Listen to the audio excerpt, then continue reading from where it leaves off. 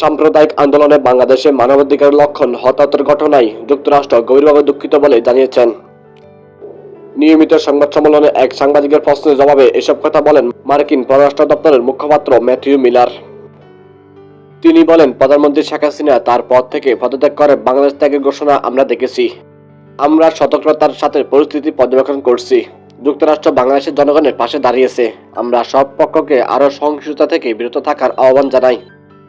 পরে এক সাংবাদিক বাংলাদেশের চলমান ঘটনা প্রবাহ নিয়ে প্রশ্ন করেন। তিনি বলেন, স্বৈরাচারী প্রধানমন্ত্রী শেখ হাসিনার নির্দেশে শত শত হত্যাকাণ্ডের বিনিময়ে বাংলাদেশ স্বাধীন হয়েছে, কিন্তু পরিস্থিতি এখনও অস্পষ্ট। ছাত্র জনতা, নেতা, বিরোধী দল, সেনাবাহিনী বেসামরিক সরকার গঠনের চেষ্টা করছেন। আপনি কি অনুগ্রহ করে এই বিষয়ে যুক্তরাষ্ট্রের অবস্থান সম্পর্কে আরও তথ্য প্রদান করতে পারেন? জবাবে মিলার বলেন, আমাদের সমবেদনা অবশ্যই তাদের প্রতি আছে যারা গত কয়েক সপ্তাহ ধরে সহিংসতায় আহত হয়েছেন। আমরা এখন সহিংসতার অবসান এবং জবাবদিহিকে সমর্থন করার দিকে মনোনিবেশ করছি। অন্তর্বর্তীকালীন সরকার সংক্রান্ত সকল সিদ্ধান্ত গঠনতান্ত্রিক নীতি, আইনের শাসন এবং বাংলাদেশের জনগণের প্রতি শ্রদ্ধা রেখেই নেওয়া উচিত।